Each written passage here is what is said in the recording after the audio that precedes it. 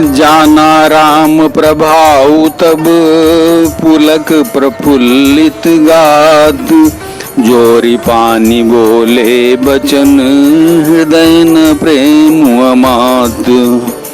जय जय सिया राम। प्रिय भक्तजन, भ्रमर का झरोखा में आपका हार्दिक स्वागत है। पिछले अंक में आपने देखा कि श्री राम जी का प्रभाव परशुराम जी ने जाना, जिसके कारण उनका शरीर पुलकित और प्रफुल्लित हो गया। वे हाथ जोड़कर वचन बोले, प्रेम उनके हृदय में समाता न था। उन्होंने कहा, हे राम, हे लक्ष्मीपति, धनुष को हाथ में लीजिए और इसे खींचिए, जिससे मेरा संदेह मिट जाए। परशुराम जी धनुष देने लगे, तब वह धनुष अपने आप ही राम जी के पास चला गया। तब परशुराम जी के मन में बड़ा आश्चर्य हुआ। जय रघुवंश बनज बन भानु, गहन धनुज कुल दहन कृषानु। जय सुर विप्र धेनु हितकारी, जय मद मोह को ब्रह्महारी। हे रघुकुल रूपी कमल बन के सूर्य, हे राक्षसों के कुल रूपी को जलाने वाले अग्नि, आपकी जय हो। हे देवता, ब्राह्मण और गौ का हित करने वाले, आपकी जय हो। हे मद मोह क्रोध और भ्रम के हरने वाले, आपकी जय हो। विनयशील करुणा गुण सागर, जयति बचन रचना अति नागर। सेवक सुखद सुभग सब अंगा, जय शरीर छवि कोटि अनंगा। हे विनय, शील, कृपा आदि गुणों के समुद्र और वचनों की रचना में अत्यंत चतुर, आपकी जय हो। हे सेवकों को सुख देने वाले, सब अंगों से सुंदर और शरीर में करोड़ों कामदेवों की छवि धारण करने वाले, आपकी जय हो। करों का मुख एक प्रशंसा, जय महेश मन मानस हंसा। अनुचित बहुत कहूँ अज्ञाता, क्षमहु क्षमा मंदिर दो भ्राता। मैं एक मुख से आपकी क्या प्रशंसा करूं। हे महादेव जी के मन रूपी मान सरोवर के हंस, आपकी जय हो। मैंने अनजान में आपको बहुत से अनुचित वचन कहे। हे क्षमा के मंदिर दोनों भाई, मुझे क्षमा कीजिए। कही जय जय जय रघुकुल के तू, भृगुपति गए बनहि तप हेतु। अपभय कुटिल महीप डराने, जहाँ तहाँ कायर गवहीं पराने। हे रघुकुल के पताका स्वरूप श्री रामचंद्र जी, आपकी जय हो, जय हो, जय हो। परशुराम जी तप के लिए वन को चले गए। यह देखकर दुष्ट राजा लोग बिना ही कारण के मना कल्पित डर से रामचंद्र जी से तो परशुराम जी भी हार गए। हमने इसका अपमान किया था, अब कहीं ये उसका बदला न लें, इस व्यर्थ के डर से डर गए। वे कायर चुपके से जहां तहां भाग गए। देवन दीनी दुंदुभी, प्रभु पर बरसहि फूल। हर से पुर नर नारी सब, मिटी मोह सूल। देवताओं ने नगाड़े बजाए, वे प्रभु के ऊपर फूल बरसाने लगे। जनकपुर के स्त्री पुरुष सब हर्षित हो गए। उनका मोहमय अज्ञान से उत्पन्न सूल मिट गया। अति गह गहे बाजने बाजे, समय मनोहर मंगल साजे। जूत जूत मिली सुमुखी सुनैनी, करही गान कल कोकिल बयनी। खूब जोर से बाजे बजने लगे। सभी ने मनोहर मंगल साज सजे। सुंदर मुख और सुंदर नेत्रों वाली तथा कोयल के समान मधुर बोलने वाली स्त्रियां झुंड की झुंड मिलकर सुंदर गान करने लगी। सुख विदेह कर बरनी न जाई, जन्म दरिद्र मनहु निधि पाई। विगत त्रास भई सिय सुखारी, जनु विदुदय चकोर कुमारी। जनक जी के सुख का वर्णन नहीं किया जा सकता, मानो जन्म का दरिद्री धन का खजाना पा गया हो। सीता जी का भय जाता रहा।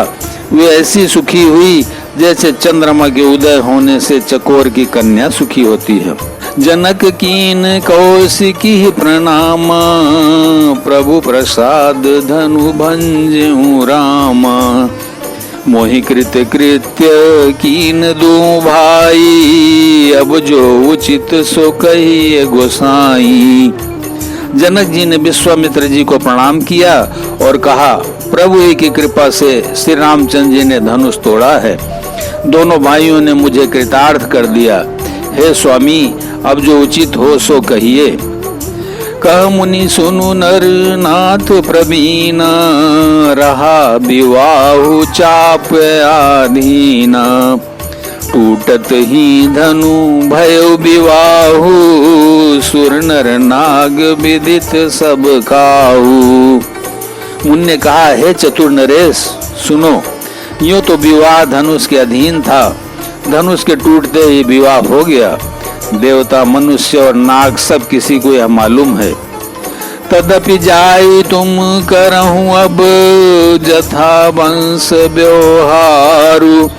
बूझ विप्र कुल वृद्ध गुरु, वेद विदित आचारु। तथापि तुम जाकर अपने कुल का जैसा व्यवहार हो, ब्राह्मणों, कुल के बूढ़ों और गुरुओं से पूछकर, और वेदों में वर्णित जैसा आचार हो ऐसा करो। दूत अवधपुर पठवहु जाई, आनहि नृप दशरथ ही बोलाई। मुदित राव कही भले ही कृपाला, पठे दूत बोलिते काला। जाकर अयोध्या को दूत भेजो, जो राजा दशरथ को बुला लावे। राजा ने प्रसन्न होकर कहा, हे कृपालु, बहुत अच्छा। और उसी समय दूतों को बुलाकर भेज दिया। बहुरी महाजन सकल बुलाए, आए सबनि सादर सिर नाए। हाट बाट मंदिर सुरबासा, नगर संवारहु चारियों पासा। फिर सब महाजनों को बुलाया और सबने आकर राजा को आदर पूर्वक सिर नवाया। राजा ने कहा, बाजार, रास्ते, घर, देवालय और सारे नगर को चारों तरफ से सजाओ। हरसि चले निज निज गृह आए, पुनि परिक बोली पठाए।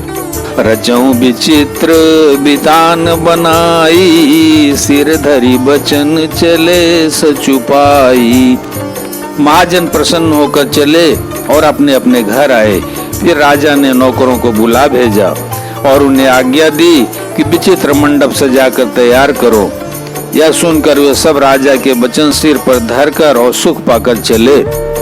पठे बोली गुनी तिन नाना, जे बितान विधि कुशल सुजाना। विधि बंदी तिन कीन अरंभा, बिरचे कनक कदली के खंभा। उन्होंने अनेक कारीगरों को बुला भेजा जो मंडप बनाने में कुशल और चतुर थे।